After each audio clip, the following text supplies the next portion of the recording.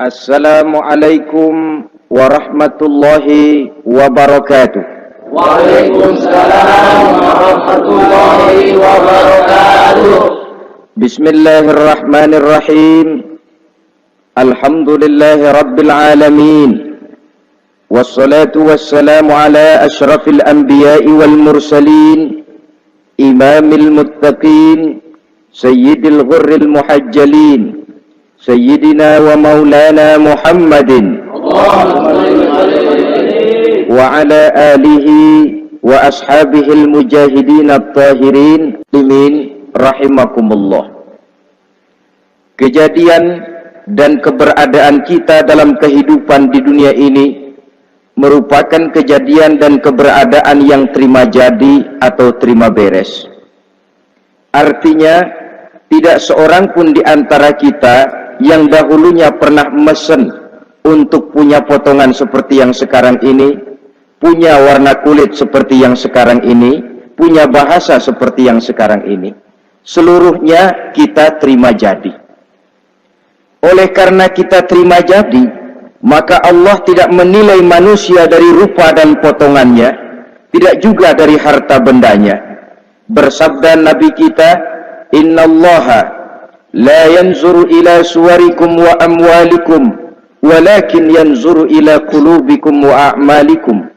Sesungguhnya Allah Subhanahu wa ta'ala tidak melihat potonganmu, tidak melihat harta bendamu, tetapi yang dilihat dan dinilai oleh Allah Subhanahu wa ta'ala tidak lain adalah hati dan amal perbuatanmu.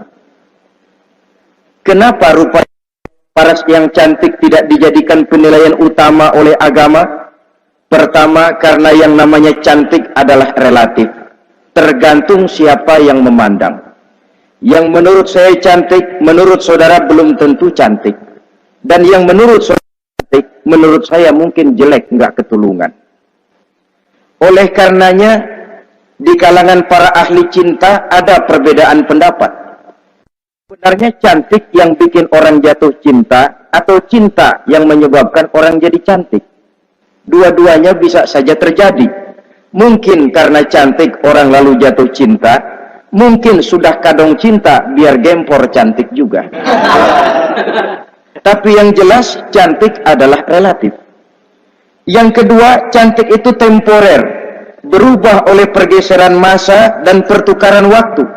Tidak ada orang makin ke ujung makin cantik.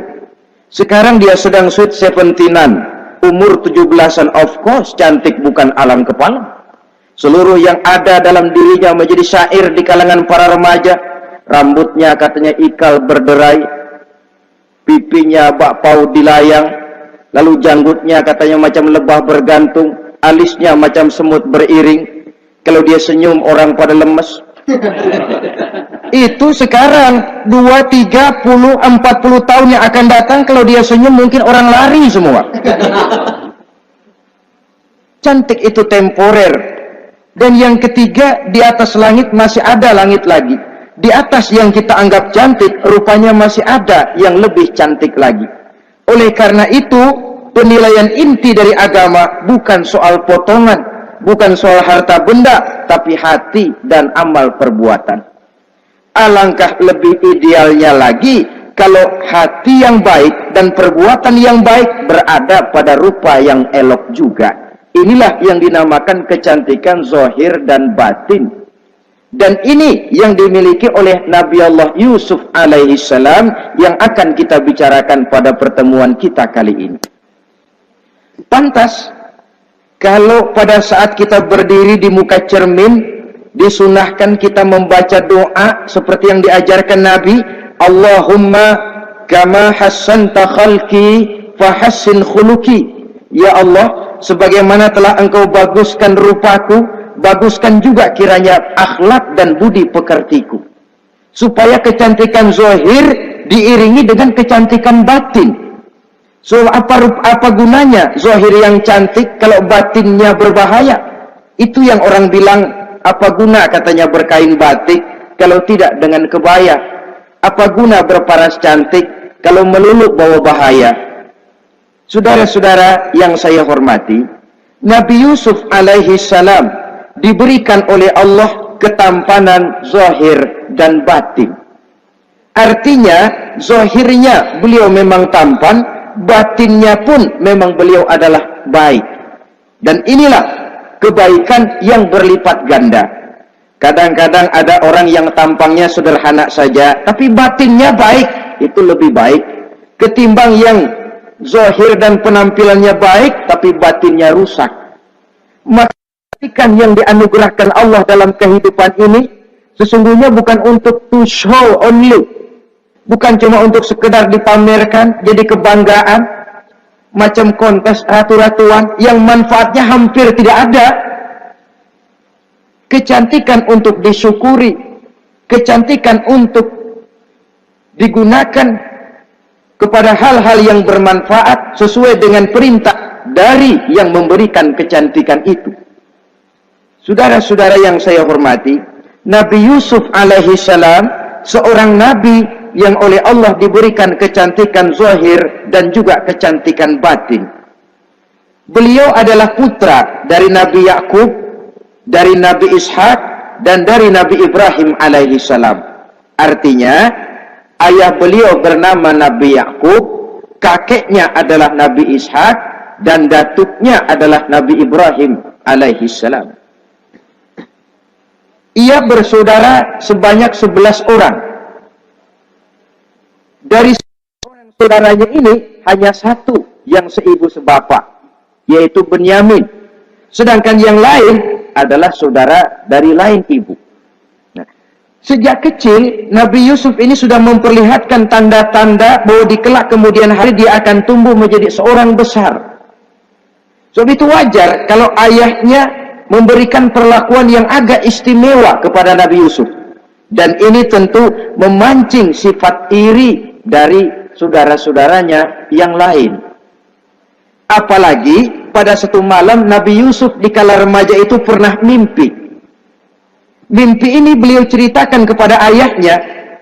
Kata beliau, "Ya abati, inni ra'aitu ahada asyara kawkaba wasyamsa wal qamara ra'aituhum li sajidin." Jadi satu hari Nabi Yusuf cerita kepada ayahnya, "Ayah, saya mimpi." Mimpi apa Yusuf? "Saya melihat dalam tidur saya ada 11 bintang, lalu matahari dan bulan. Saya lihat seluruhnya sujud kepada saya." Ayahnya mendengar mimpi ini, mengerti takwil. Lalu pesan kepada Nabi Yusuf, "Yusuf, mimpi ini jangan kau ceritakan kepada saudara-saudaramu. Mereka sudah punya pandangan yang tidak baik kepada dirimu. Kalau ini kau ceritakan, mungkin akan membahayakan bagi dirimu." Sebab rupanya saudara-saudaranya yang lain ini iri hati kepada Nabi Yusuf yang memiliki keistimewaan dan mendapat perhatian istimewa juga dari orang tuanya. Saudara, kita tahu ini sesuatu yang wajar dalam kehidupan. Pepatah bilang, likulli zi ni'matin mahsudun. Tiap kali kita mendapat suatu nikmat, bakal ada orang yang hasud, iri hati, dengki. Itu watak kehidupan. Kalau kita jatuh miskin, orang tepuk tangan. Kalau kita jadi kaya, orang tanya berdukun kemana. Wajar saja, likulli zi ni'matin mahsudun. Tiap kali kita mendapat suatu nikmat, tentu ada yang hasud, ada yang iri, ada yang tidak senang. Begitu juga halnya dengan saudara-saudara Nabi Yusuf alaihi salam. Dan watak iri hati ini tidak cuma tinggal iri hati, mereka buktikan lewat tindakan konkret. Suatu hari mereka musyawarah, saudara-saudara yang iri ini. Saudara-saudara, bapak kita nggak adil. Masa Yusuf mendapat perlakuan istimewa? Wa nahnu usbah, sedangkan kita ini golongan yang lebih besar. Dari 12 orang anaknya, masa cuma satu Yusuf yang mendapat perlakuan lebih istimewa? Kita ini yang 11 dianggap angin apa? Nggak adil abah kita ini. Iya, tapi caranya bagaimana? Apa kita omelin bapak? Jangan. Habis Yusuf singkirin. Kalau Yusuf nggak ada, kan anaknya tinggal kita. Praktis perhatiannya seluruhnya akan tercurah kepada kita. Nah, saya ingatkan bahwa hasud sering mendorong orang untuk melakukan segala macam cara. Artinya, Orang itu kalau sudah dibakar sifat dengki, iri hati, dia rela melakukan apa saja. Pertama, agar nikmat yang ada pada diri orang lain hilang. Yang kedua, supaya nikmat itu pindah kepada dirinya.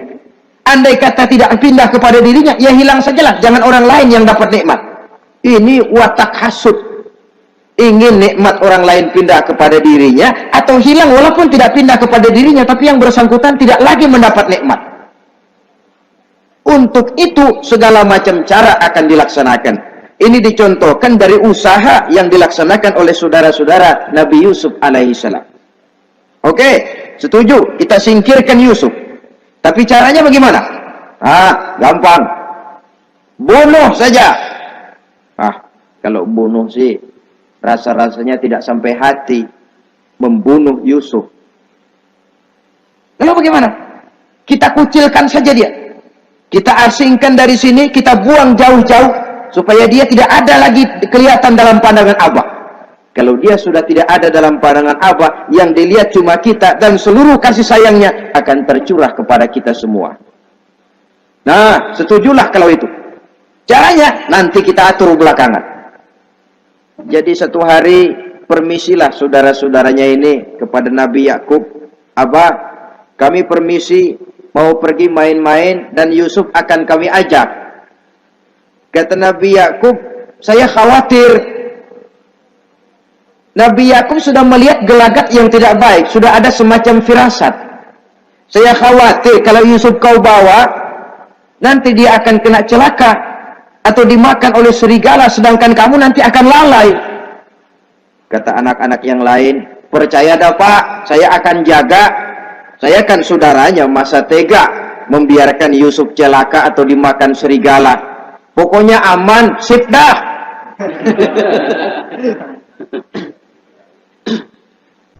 Akhirnya Nabi Yakub mengizinkan. Pergilah 12 bersaudara ini pergi bermain-main. Mula-mula berkejar-kejaran, Yusuf ikut main kejar-kejaran. Lantas buka baju, Yusuf ikut buka baju. Sampai ketika tiba di tepian sebuah sumur tua, rencana yang sudah disepakati itu dilaksanakan. Nabi Yusuf diangkat beramai-ramai, digotong, lalu dimasukkan, diceburkan ke dalam sumur mati itu. Kemudian baju Nabi Yusuf itu mereka basahi dengan darah kambing. Setelah itu mereka pun pulang menemui Nabi Yakub alaihi salam dengan rasa sedih yang dibikin-bikin. Ini penyakit hasud. Jadi kalau orang hasud kepada kita, begitu kita mendapat kesulitan, dia datang dengan air mata buaya. Belagak sedih, belagak ikut berduka cita, padahal sih hatinya sorak, padahal batinnya girang bukan main. Pak, saya ikut berduka cita, Pak, saya ikut sedih, padahal hatinya biar mampus loh. Ini yang dilakukan oleh saudara-saudara Nabi Yusuf. Mereka datang dengan air mata berurai, nangis, Abah, ketika kami sedang main-main, Abah, kami lupa, kami tinggalkan Yusuf sendirian. Ketika kami balik, kami cuma mendapati bajunya sudah berlumur darah.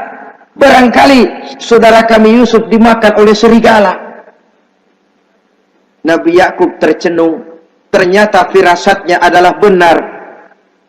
Baju Nabi Yusuf itu yang berlumur darah kambing, buatan saudara-saudaranya yang hasud tadi, diciumi dan dipeluk oleh Nabi Yakub.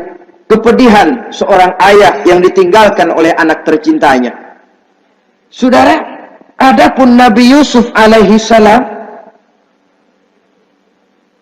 tercebur di sumur mati itu. Sampai pada satu hari ada khalifah, ada kafilah niaga dari negeri Madian hendak menuju ke negeri Mesir, lewat di tempat itu. Ketika salah seorang mereka bernama Malik bin Do'ar hendak mengambil air, timba diturunkan ke dalam sumur. Begitu diangkat, ini air kok berat amat. Makin diangkat, makin berat, sampai di atas bukan air, orang isinya. Ada orang di ember. Dia lihat rupanya sangat tampan, elok, cantik. Ini barangkali anak bangsawan ini. Parasnya begini cantik, begini tampan. Ini kalau dijual di Mesir nanti tentu harganya mahal nih. Order nih. Objek. Maka dibawalah Yusuf ini ke negeri Mesir. Setibanya di sana diperjualbelikan sebagai budak belian. Nah, nasib baik rupanya Yusuf ini ketika terjadi pelelangan dibeli oleh seorang pembesar istana, seorang menteri yang bernama Kitfir. Kitfir melihat, ini cantik anak remaja ini. Tampangnya elok, parasnya indah, kelihatannya budi pekertinya pun halus. Kita ambil saja ini, kata Kitfir kepada istrinya Zulaikha. Kita angkat dia jadi anak, siapa tahu nanti dia memberikan manfaat yang besar bagi kita. Baiklah, baiklah. Dan sejak saat itu Yusuf dipelihara di rumah Kitfir dalam istana yang tinggal bersama istrinya Zulaikha. Menurut satu riwayat, 10 tahun lamanya Nabi Yusuf tinggal di tempat Kitfir. Dan selama 10 tahun itu tentu terjadi perkembangan baik jasmaninya maupun rohaninya. Dari anak-anak ia berubah menjadi remaja, lalu meningkat ke arah dewasa. Makin matang kedewasaannya, makin tampan dan elok parasnya, makin cantik budi pekertinya, ditempa oleh watak kenabian yang disiapkan oleh Allah Subhanahu wa ta'ala. Sehingga tidak heran ketampanan Nabi Yusuf ini lalu jadi buah bibir di kalangan istana. Tidak cuma anak perempuan bangsawan, tidak cuma istri para penguasa, sampai kepada kelompok orang awam selalu berandai-andai, kalau saja andai kata umpama saya bisa berdampingan dengan Yusuf, kalau saja. Kata-kata kalau saja ini keluar dari perempuan-perempuan yang melihat Yusuf alaihissalam. Dan yang unik, kecantikan Nabi Yusuf itu, kalau dia berdampingan dengan orang yang jelek, si jelek ini ikut sedikit cantik. Biasanya kan kalau ada orang ganteng duduk berdampingan sama orang jelek, ganteng makin kelihatan kegantengannya, yang jelek makin demek. Itu biasanya. Tapi kecantikan Nabi Yusuf ini tidak mengangkat orang lain. Nah, rupanya yang tertarik kepada ketampanan Nabi Yusuf ini tidak cuma perempuan-perempuan lain, juga termasuk Siti Zulaikha, istri daripada Kitfir, yang merupakan ibu angkatnya. Kalau pada mulanya Zulaikha merawat Nabi Yusuf sejak kecil dengan harapan nanti akan membawa manfaat. Setelah dilihatnya makin lama makin tampan, makin lama makin cantik, makin lama makin rupawan, berubah rupanya rasa kasih sayang seorang ibu menjadi kasih sayang seorang perempuan kepada laki-laki. Dia merindukan saat-saat di mana dia bisa mencurahkan rasa hatinya itu kepada Nabi Yusuf alaihissalam. Hampir-hampir nyaris Zulaikha ini, kalau istilah anak muda barangkali, siang jadi kenangan, malam jadi impian. Kemanapun dia pergi, bayangan Yusuf juga yang selalu menggodanya. Selalu ditunggunya saat-saat yang mungkin untuk dia bisa menyampaikan hasrat hatinya kepada Nabi Yusuf alaihissalam. Dan saat itu pun datang. Satu hari Kitfir harus menghadiri persidangan negara. Rumah besarnya lenggang, para pembantu kebetulan tidak seorang pun ada di dalam. Inilah saat yang ditunggu-tunggu oleh Zulaikha. Keluarlah ia dari kamarnya dengan pakaian yang tipis sewarna dengan warna kulitnya, sehingga pakaian dalamnya nyaris tembus. Dengan langkah yang diatur sedemikian rupa, memancing rangsangan, ia datang menghampiri Yusuf alaihissalam. Lalu dengan suara lemas memelas, ia pun memanggil Yusuf. Ada apa tuanku? Sini yang. Kalau bahasa kita. Melihat mendengar suaranya yang lain dari hari-hari biasa. Apalagi melihat pakaian Zulaikha yang begitu tipis. Nabi Yusuf berdetak sangat cepat. Darah mengalir dengan cepat. Maklum, beliau juga manusia, laki-laki, normal terlepas dari kenabiannya. Jantungnya dak-dik-duk. Kemari Yusuf, sini. Ada apa tuanku? Sudah lama Yusuf. Lama apa tuanku? Saya memendam rindu kepadamu Yusuf. Siang malam engkau juga yang jadi tumpuan harapan saya. Kemanapun saya pergi seakan wajahmu juga yang saya lihat Yusuf. Tidur saya jadi tak nyenyak. Makan saya tak pernah membawa kekenyangan Yusuf. Tidur yang biasanya mendatangkan semangat seolah semuanya pergi meninggalkan saya Yusuf.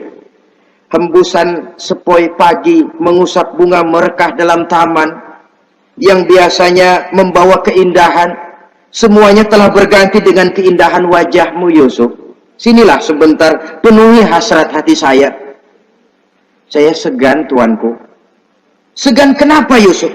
Saya tidak mau mengkhianati tuan saya yang telah berbuat baik kepada saya. Apakah saya juga tidak pernah berbuat baik kepadamu?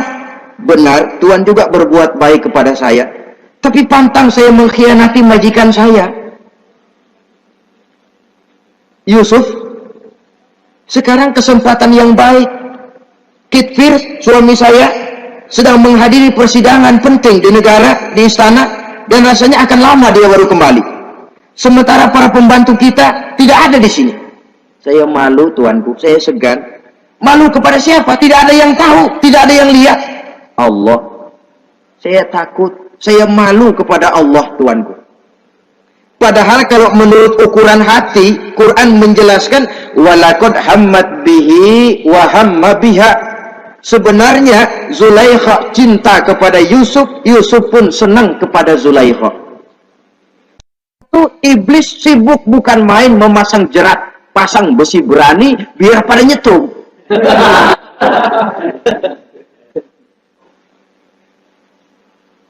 Zulaikha senang Yusuf. Yusuf sebenarnya pun secara manusiawi menyenangi Zulaikha. Walaula an ra'a burhana rabbih. Tapi Yusuf ketika itu melihat larangan Allah, peringatan Allah.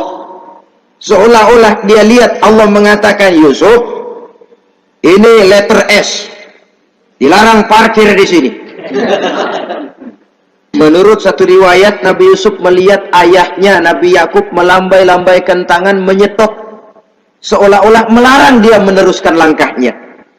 Riwayat lain menjelaskan, seolah-olah Nabi Yusuf dibisiki oleh malaikat Jibril. Yusuf, kalau kamu kalah sekarang, kamu sama saja gajah kemasukan semut di kupingnya terus mati. Tapi kalau kamu menang, kamu adalah gajah yang tidak terkalahkan. Ada semut mati oleh, ada gajah mati oleh semut. Alangkah memalukan. Binatang yang begitu besar jatuh hanya oleh binatang yang begitu kecil. Artinya apa? Kau akan jadi orang besar Yusuf. Apakah harus gagal dan jatuh cuma karena bujuk rayu seorang perempuan macam ini? Satu riwayat menjelaskan semacam itu. Sehingga mantap Yusuf, maaf tuanku, saya malu kepada manusia, saya malu kepada majikan, tapi saya lebih malu lagi kepada Allah. Saat ini majikan tidak tahu, orang seorang pun tidak ada yang lihat, tapi Allah pasti lihat. Itu yang saya malu. Ah Yusuf, jangan sok kalem. Mumpung situasi mengizinkan, mubazir nih. Zulaikha pun berangkat pergi ke tempat pembaringan, ke tempat tidur. Lalu dengan pose yang merangsang, aduhai, melambai-lambaikan tangannya, hai tanak, Yusuf sini, Yusuf kemari. Nabi Yusuf dipelihara oleh Allah. Ketika Nabi Yusuf tetap menampakkan keengganannya, Zulaikha jadi berang. Ya namanya istri pembesar ditolak oleh anak muda yang menurut penilaian dia nggak ada apa-apanya. Lu kan kecemplung di sumur, gua pungutin. Cuma sekedar segini aja nggak mau nurutin, kebangetan amat. Bukan Zulaikha kalau nggak nekat. Dia bangun dari pembaringannya, gemes, dia hampiri Yusuf. Kalau cara kita diunyeng Yusuf itu. Dipaksa Nabi Yusuf berlari ke arah pintu, ditarik bajunya dari belakang oleh Zulaikha, sobek belakang bajunya ini. Begitu baju sobek, pintu terbuka, Kitfir suami Zulaikha datang. Orang Arab bilang yumsak mablul, ketangkep basah. Ketangkep basah. Merah pada muka Zulaikha, sementara Kitfir pun matanya merah. Tapi Nabi Yusuf tenang-tenang saja. Ya wong nggak salah. Tenang-tenang saja Nabi Yusuf. Bukan tenang karena pengalaman, tenang karena memang tidak berbuat yang negatif. Kadang-kadang ada juga yang tenang tapi pengalaman. Oh, buaya itu. Kita ketahuan kepentok, ketangkep hansip, anteng aja. Itu bukan nggak salah, badak. Nabi Yusuf tenang karena memang tidak berbuat salah apapun. Nabi Yusuf tenang karena yakin dirinya benar, sehingga mantap menghadapi kedatangan Kitfir yang sangat tiba-tiba itu. Adapun Zulaikha, ketika melihat suaminya berdiri di muka pintu, cepat-cepat dia berubah siasat. Inilah salah satu kelihayan makhluk bernama perempuan. Dia pandai bersalin rupa, dia pandai bermain minyak di atas air. Melihat suaminya datang, roman mukanya pun menjadi sedih, air mata berurai membasahi pipi. Papa, katanya. Apa balasan bagi orang yang mau menistakan istri papa? Maksudmu apa, Zulaikha? Yusuf gile. Dia mencari kesempatan dalam kesempitan. Dia mau menodai kehormatan saya.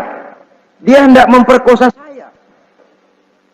Kata Nabi Yusuf, bukan saya, Tuan. Saya enggak. Yang benar Yusuf, enggak. Zulaikha yang memaksa saya. Betul Zulaikha, tidak. Yusuf yang memaksa saya. Sampai akhirnya salah seorang dari isi rumah itu memberikan jalan keluar. Tuan Kitfir, begini saja. Sulit memang untuk dilacak kebenarannya. Cuma periksa saja baju Yusuf. Kalau bajunya sobek di belakang, Yusuf benar. Zulaikha salah. Kalau baju Yusuf sobeknya di depan, Zulaikha yang benar, Yusuf yang salah. Nah, apa artinya itu? Kalau bajunya sobek di belakang kan artinya Yusuf kabur, ditarik dari belakang. Tapi kalau bajunya sobek di depan, itu artinya Zulaikha nyakar-nyakarin baju Yusuf dari depan. Lihat saja, pokoknya kalau bajunya sobek di belakang, Yusuf benar, Zulaikha salah. Kalau baju Yusuf sobek di depan, Yusuf salah, Zulaikha benar. Ketika diperiksa, dicek bajunya, betul sobek di belakang. Artinya Yusuf benar, Zulaikha yang salah. Kata Kitfir, Zulaikha, jelas sudah bagaimana kejadian yang sebenarnya. Oleh karena itu, bertaubatlah kamu kepada Allah. Dan kau Yusuf, jangan ceritakan peristiwa aib ini kepada siapapun. Untuk menjaga nama baik kita bersama. Baik Tuan. Saudara-saudara kaum muslimin yang saya hormati. Tapi ya bagaimana? Serapi-rapinya menyimpan barang busuk, toh akhirnya tercium juga. Gosip ini akhirnya tersiar di mana-mana, terutama di kalangan para pembesar. Sehingga kalau kumpul para istri pejabat, Zulaikha jadi bahan gunjingan. Kan main bini menteri demen sama budaknya. Nggak salah apa tuh? Jadi bahan ejekan. Ya sebab tentu ukuran mereka yang belum pernah ngelihat Yusuf, kalau duren ketemu duren dong. Masa duren ketemu ketimun ya bonyok. Artinya nggak seimbang. Masa istri bangsawan tergila-gila sama anak angkatnya, sama budak beliannya, nggak masuk rasio itu.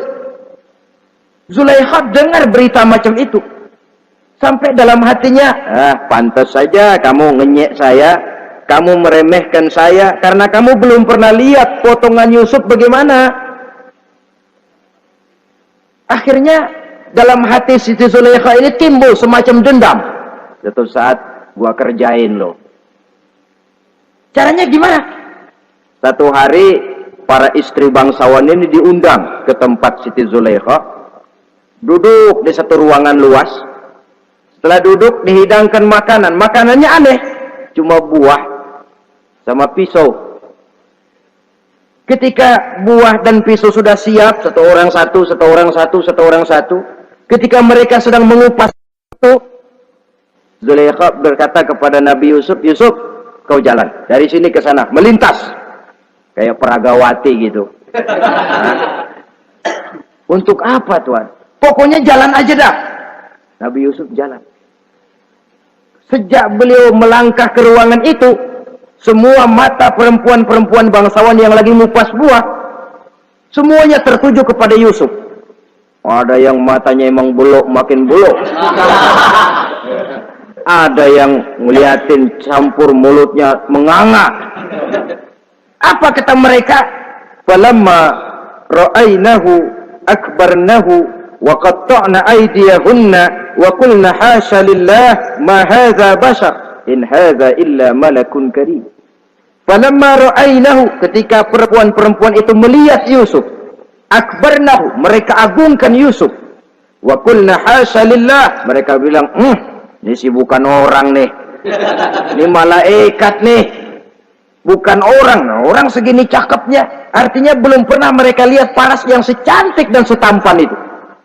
Akibatnya apa? Nggak berasa mau motong buah keiris tangan. Rata-rata perempuan yang ada di situ tangannya pada luka. Kenapa? Mau motong buah, mata kemana, mulut kemana, tangan kepotong. Melihat itu semua, Zulaikha puas. Nah, kamu baru melihat sekejap. Bagaimana saya yang siang malam melihat Yusuf? Bagaimana saya yang tiap saat hidup bersamanya? Bagaimana saya nggak merindukan dia? Ente yang baru pernah melihat sekelebatan udah motong tangan. Saya yang tiap hari sama-sama dia nggak celeng juga udah pantas. Saudara-saudara kaum muslimin yang saya hormati, akhirnya untuk menjaga nama baik keseluruhannya, Nabi Yusuf pun mengalah. Karena berita ini sudah tersiar, Yusuf dipojokkan. Tidak cuma sekedar dipojokkan, beliau dimasukkan ke dalam penjara. Tapi apa kata beliau? Rabbis sijnu ahabbu ilayya mimma yad'unani ilaih. Ya Allah, kalau memang karena resiko penolakan saya terhadap ajakan Zulaikha menyebabkan saya harus masuk penjara, penjara lebih saya sukai, penjara lebih saya cintai ketimbang ikut kemauan Zulaikha. Saudara-saudara, kadang-kadang kita berpikir, kalau kesempatan itu datang kepada kita, mampukah kita menjatuhkan pilihan seperti pilihan Nabi Yusuf ini? Lebih baik penjara ketimbang mengikuti bujuk rayu perempuan untuk melakukan perbuatan yang menyeleweng ini. Ini yang dipilih oleh Nabi Yusuf, tegar. Kalau memang sebagai resikonya saya harus masuk penjara, penjara lebih saya cintai, penjara lebih saya suka daripada mengikuti bujukan Zulaikha. Teguh karena suatu prinsip. Bukankah dalam perjuangan menegakkan akidah, kadang kita mendapat piala, tapi tak jarang kita berhadapan dengan penjara. Kadang kita disanjung, kadang kita dicaci. Itu romantika perjalanan dari yang namanya perjuangan. Tapi pilihan harus ada. ketimbang ikut bujuk rayu perempuan yang mengajak melakukan perbuatan serong. Penjara lebih saya cintai. Sudah pada saat hendak diajak tidak ada yang melihat, beliau menolak. Akibat penolakannya pun masuk penjara, tapi penjara lebih menyenangkan hatinya ketimbang hidup merdeka tapi jiwa terpenjara. Inilah Nabi Yusuf barangkali. Biar badan masuk penjara asal jiwa merdeka. Kita sekarang sebaliknya. Jiwa terpenjara tidak jadi soal asal badan merdeka. Maka jiwa kita sering dijajah. Entah dijajah harta, entah dijajah pangkat dan jabatan, entah dijajah iblis. Jiwa kita yang terpenjara, sementara badan kita merdeka. Nabi Yusuf tidak. Biarlah badan di penjara, asal jiwa merdeka untuk menegakkan sesuatu yang hak. Saudara-saudara yang saya hormati, adapun di dalam penjara itu, Nabi Yusuf satu sel dengan 2 orang bekas pelayan istana yang dituduh menaruh racun ke dalam hidangan yang hendak disajikan kepada raja. Yang satu tukang ngatur minuman, yang satu tukang ngatur makanan untuk raja. Siapa yang naruh racun enggak jelas, tapi dua-duanya ditahan. Nah, sampai satu malam teman satu sel ini dua-duanya ngobrol kepada Nabi Yusuf. Yusuf, kami ini dipenjara karena dituduh menaruh racun ke dalam hidangan yang dihidangkan kepada baginda raja. Siapa yang salah, kami sendiri tidak tahu. Saya enggak ngerasa naruh racun, kata yang tukang ngatur minum. Saya juga enggak, kata yang tukang ngatur makan. Sampai satu malam mimpi. Mimpi itu diceritakan kepada Nabi Yusuf. Kata yang tukang ngatur minuman, Yusuf, saya mimpi. Saya memeras anggur, lalu menghidangkannya kepada baginda raja. Apa arti mimpi saya? Kata yang tukang hidangin makanan, kalau saya Yusuf, saya ngimpi menjunjung roti di atas kepala saya, itu roti dipatokin burung. Apa arti mimpi saya? Saudara-saudara, Nabi Yusuf tersenyum. Adapun kamu yang mimpi memerah anggur, kamu akan keluar dari penjara bebas dan akan kerja lagi di istana. Adapun kamu yang mimpi menjunjung roti dipatokin burung, kamu akan dihukum mati, disalib dan kepalamu akan dipatokin oleh burung. Ini tukang roti ngotot, bisa aja lu ah. Ya lempengan apes ramalannya. Ya bukan soal bisa nggak bisa, lihat aja kenyataannya. Cuma kepada kamu yang tukang ngatur minuman, saya pesan kalau nanti kamu bebas kembali di istana raja, tolong ceritakan ihwal saya kepada baginda raja ini. Saya mendekam di penjara ini tanpa berbuat salah apapun. Baik, insya Allah Yusuf. Dan ketika persidangan memutuskan seperti tepat yang diramalkan Nabi Yusuf, si tukang menghidangkan makanan dihukum mati, si tukang menghidangkan minuman kembali kerja di istana. Tapi begitu kerja, dia lupa sama pesan Nabi Yusuf. Itu biasanya watak orang memang begitu. Kalau dalam keadaan kepepet, macam-macam janjinya. Begitu keadaannya longgar, lupa sama janjinya. Sehingga ada pepatah katanya, nolongin anjing kejepit. Waktu kejepit, kaing-kaing minta ditolongin. Begitu udah rapi ditolongin, yang nulungin bisa digigit. Saudara hadirin yang saya hormati, sampai bertahun-tahun Nabi Yusuf mendekam dalam penjara. Tapi itulah yang menambah kedewasaannya. Maka orang beriman ya, yang mantap nilai imannya, tempat tidak jadi soal. Kadang-kadang dia merasakan penjara lebih indah dari alam terbuka. Banyak orang-orang beriman yang justru di penjara menghasilkan karya-karya besar. Kita tahu misalnya almarhum Hamka justru di penjara bisa menyelesaikan tafsir Al-Azharnya, salah satu karya besar pujangga terkemuka ini. Macam Hasan Al-Banna, Abdul Qadir Audah, dan banyak lagi tokoh-tokoh Ikhwanul Muslimin merasakan justru penjara itu bagaikan surga. Kenapa? Mereka yakin di penjara untuk sesuatu yang benar, maka tempat tidak pernah jadi masalah. Kalau jiwa merdeka puluhan tahun mendekam di penjara, tidak akan merupakan satu rasa yang lama. Kenapa? Jiwa tidak bisa dibatasi oleh ruangan 2 kali 3 meter. Jiwa yang merdeka tidak bisa dibatasi dengan teralis besi. Jiwa yang merdeka tidak bisa dibatasi dengan dinding tembok yang tebal. Jiwa yang merdeka mengembara, melanglang buana, mencari idealisme yang ada dalam dirinya. Itu yang dirasakan oleh Nabi Yusuf alaihi salam. Untungnya, satu malam raja ngimpi. Untungnya ini. Ngimpinya luar biasa. Ada 7 ekor lembu gemuk-gemuk. Makanin 7 ekor lembu yang kurus-kurus. Lalu ada 7 batang gandum yang isinya gemuk-gemuk. Ada 7 batang gandum yang sudah layu-layu. Nah, pagi-pagi ini seluruh dukun-dukun istana dikumpulin. Para ahli nujum apel menghadap baginda raja. Nujum, dukun, ada apa Tuan Raja? Tadi malam saya ngimpi. Ada 7 ekor lembu gemuk-gemuk memakan 7 ekor lembu yang kurus-kurus. Coba takwilkan apa arti mimpi saya itu. Dukun kata, baru tumben nih. Aku dengar mimpi begini.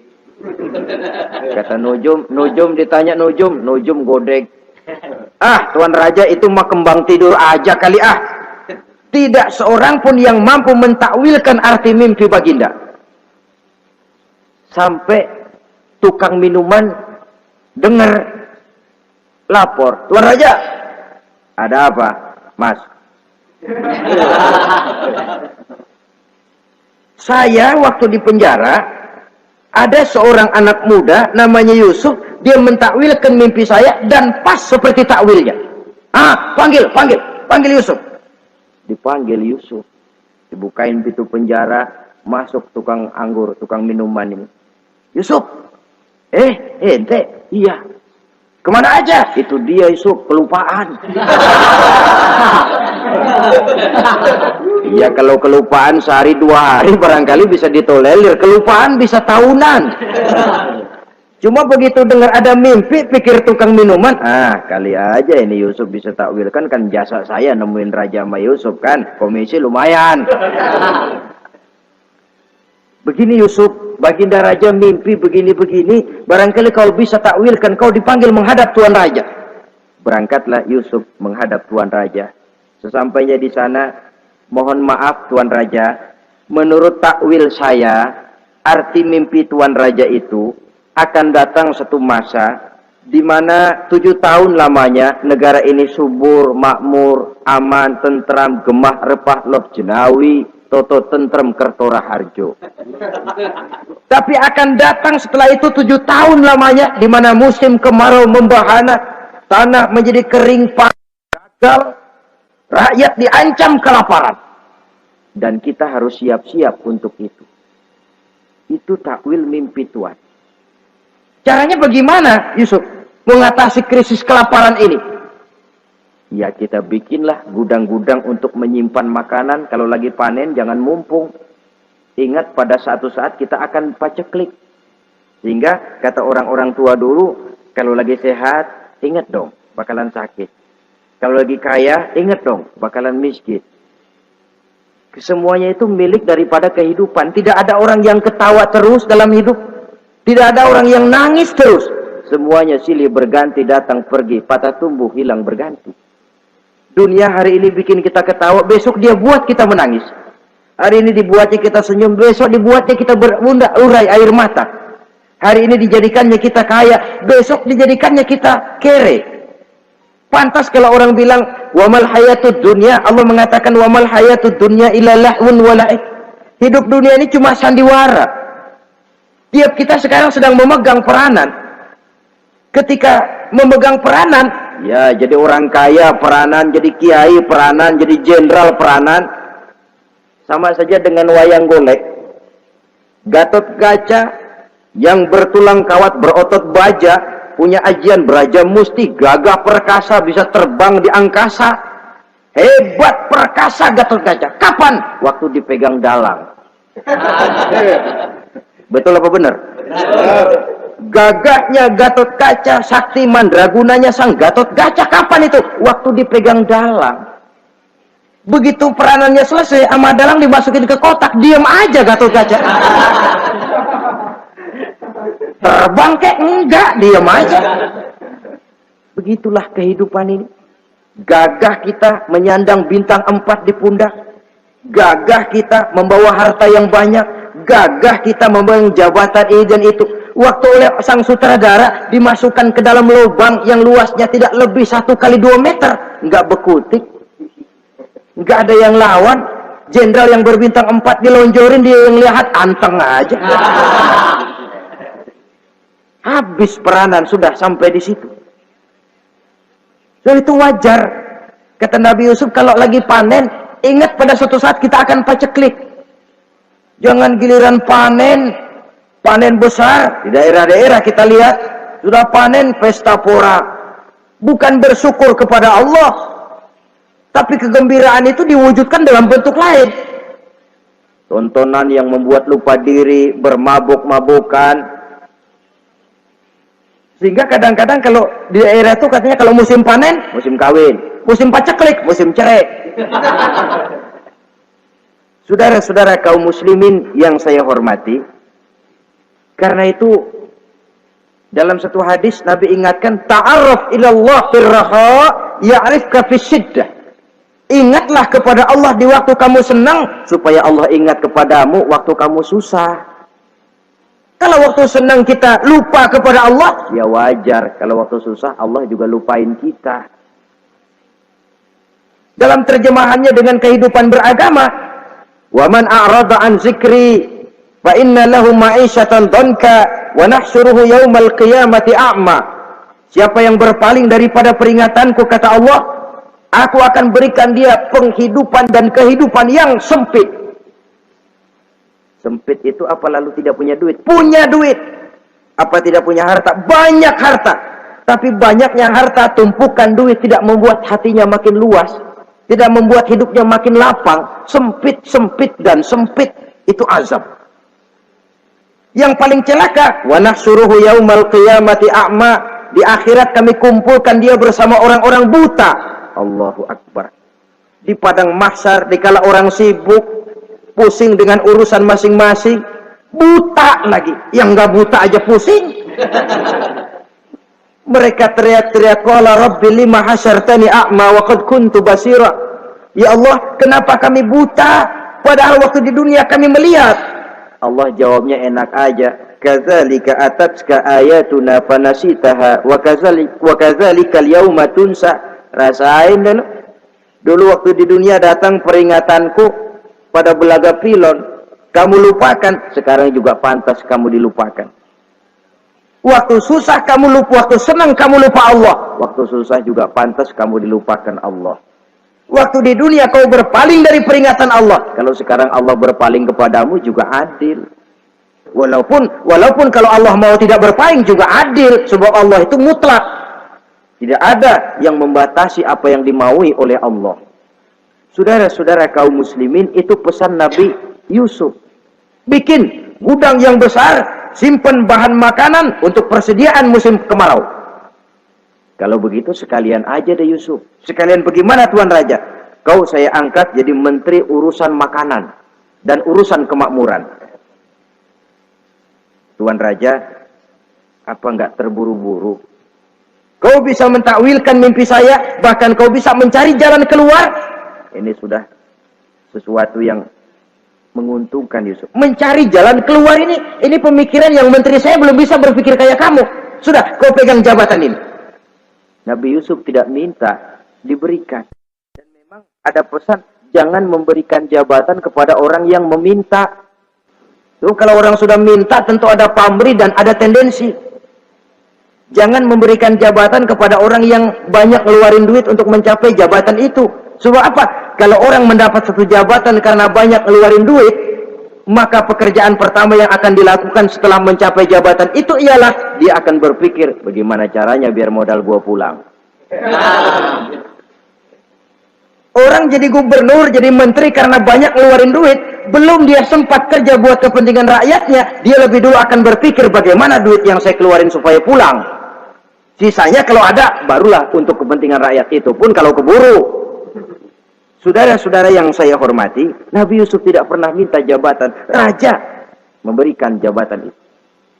Dan tepat seperti takwil beliau, musim kemarau datang, rakyat dilanda kelaparan, lalu berbondong-bondong ke istana mencari bahan makanan. Yusuf langsung mendrop bahan makanan ini.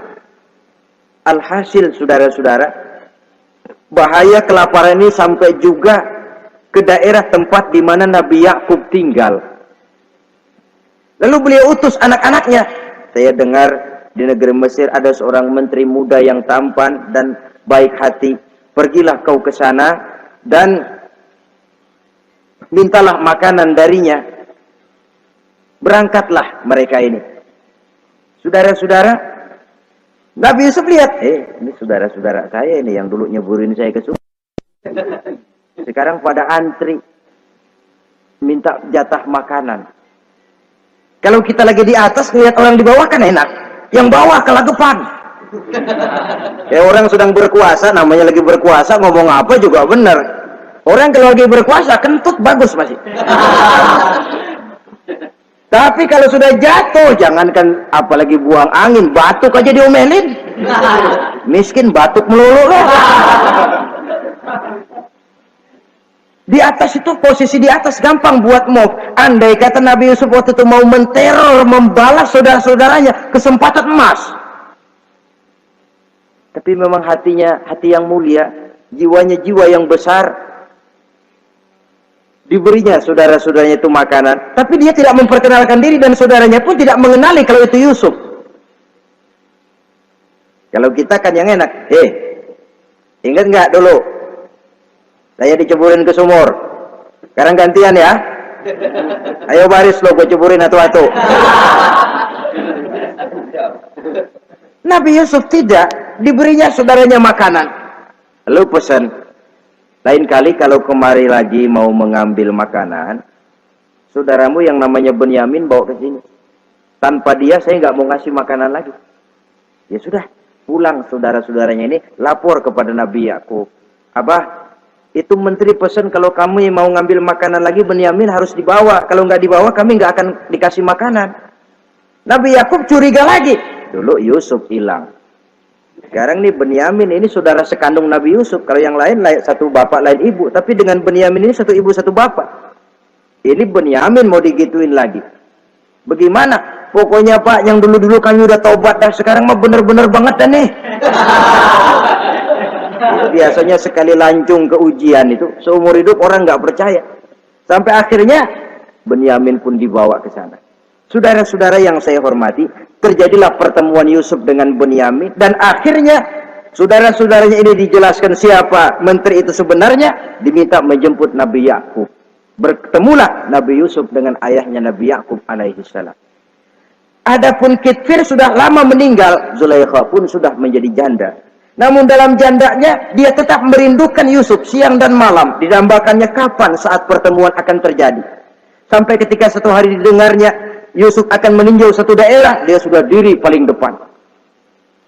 Ketika Yusuf lewat, dia nyindir dengan katanya, Maha suci Allah yang memuliakan orang yang takwa dan menghinakan orang yang berdosa. Merasa ada sindiran, Yusuf nengok. Zulaikha kan? Iya Yusuf. Kitfir bagaimana? Sudah meninggal. Lalu keperluanmu apa sekarang? Saya cuma memerlukan engkau Yusuf.